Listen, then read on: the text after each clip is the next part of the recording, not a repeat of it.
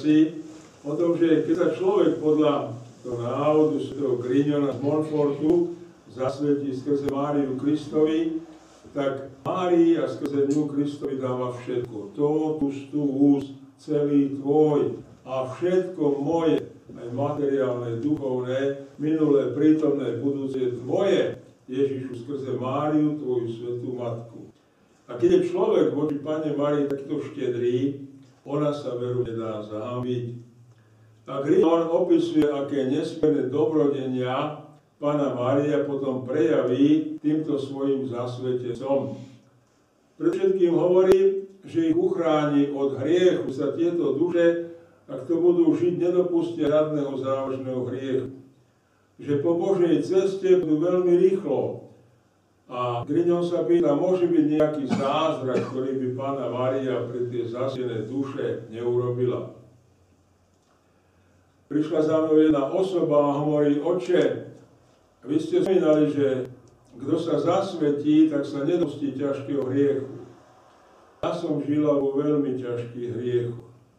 Zasvetil som sa a v mojom živote sa nezmenilo nič. Naďalej žijem vo veľmi ťažkých hriechoch.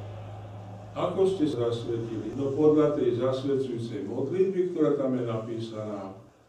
A tú 33-dňovú prípravu ste si vykonali? To nie. To musíte vykonať, aby ste v sebe rozstavili toho hriešného starého Adama. Musíte sa pripraviť tých 33 dní a potom sa zasvetiť. Asi po pol roku sme sa stretli a hovorili, oče, po 33 príprave som sa zasvetila, môj život sa zmenil. Od môjho zasvetenia som nespáchal jeden ťažký hriech. Jedna dievčinka, vysokoškoláčka, prišla za mnou a hovorí, oče, mňa to tak oslovilo, že ja som sa hneď podľa tej modlitby zasvetila. A pocítila som, že sa začína uzdravovať. Od detstva mám psychické ťažkosti. Rodičia ma vodievali do školy na 1 alebo 2 hodiny, pretože mi bolo špatne, vracala som, nemohol som tam vydržať. A to išlo tak ďalej, horšiemu a horšiemu, že teraz beriem lieky. A moja diagnóza je taká, to mi povedala, moja diagnóza je nevyliečiteľná. Budem musieť do smrti brať lieky. Ale ja, keď som to počula a som sa zasvetila, mne sa hneď začal ten stav zlepšovať, ja som to pocítila jasne. A tak som sa začala na to zasvetenie tých 33 dní pripravovať. A môj zdravotný stav sa veľmi rýchlo za tých 33 dní upravoval. Že pani psychiatrička mi stále znižovala lieky.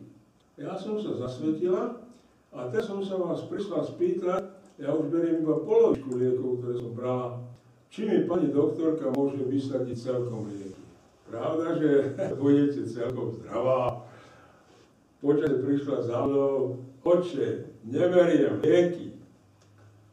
Jeden doktor práv mi hovorí, oče, vo svojom živote som mal všetko, čo som si zažiadal. Páčilo sa mi jedna dievčina, páčila sa mi a tuto chcem za ženu.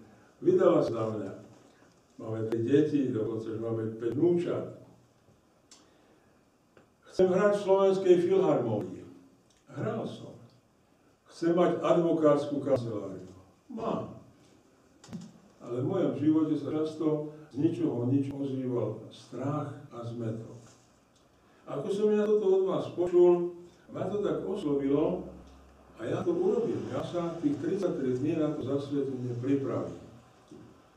Po pár týždňov sme sa stretli Mariánke a mi hovorili, oče, po 33 dňovej príprave som sa zasvetil. Odvtedy sa ten strach u mňa neobjavil. Takýchto prípadov, aby som mohol porozprávať ešte viac, jeden človek, keď som rozmnožoval tie knižky, ešte neboli vidné, iba cyklostylom, tak mi to xeroxovali a som chodil do toho podniku, kde mi to kopírovali a som si brával tie vytlačené exempláre.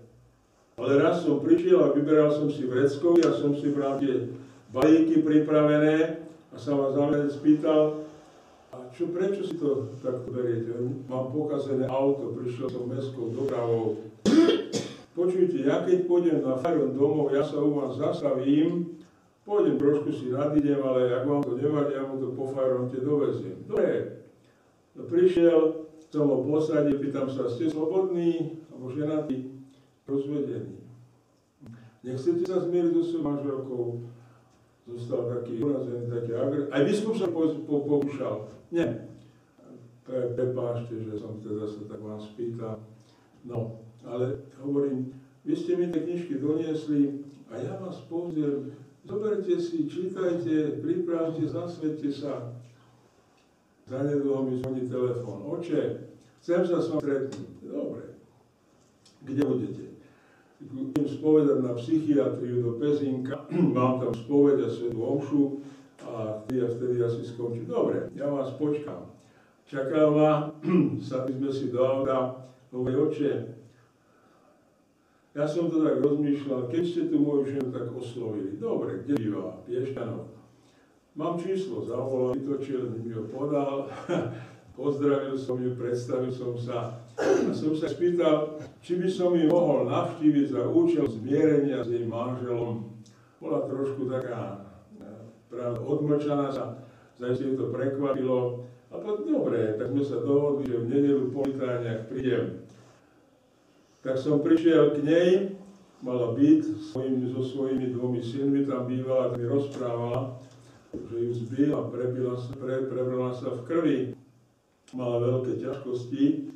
Aj tej som dal tú brožúrku a som jej povzbudzoval, aby sa modlila, aby to všetko zverila Panne Márii, že budem sa aj ja modliť. Prišiel som domov, zanedlho zvoní telefón, ako som dopadol. Tak hovorím, dobre, manželka, som jej dal tú knižku, povzbudil som ju. Počujte, ja by som aj ju, aj tých mojich synov, aj vás pozval nedeľu na obed. Dobre, on mal dom tam v jednej dedine, tak sme prišli na obed nedeľný. Po tých, myslím, 7 rokov boli od seba preč. To bolo také chladné, také ťažké, no ale pomaličky sa to zlepšovalo, zlepšovala sa klíma, no tak sme sa rozlúčili, rozišli sme sa, no a potom už oni sa kontaktovali, nasťahovala sa zase k nemu spolu, potom mal ešte ďalšieho čeka. Takže Griňov sa pýta, môže byť nejaký zázrak, ktorý by Panna Mária neurobila pre tú dušu, ktorá sa jej takto oddá, zasvetí a všetko jej zverí. A tak my sa usilujeme, veľmi vás pozbudzujem, aby ste vy sami skúste a presvedčte sa, aké dobre je skrze Máriu sa zasvetiť Kristovi. Amen.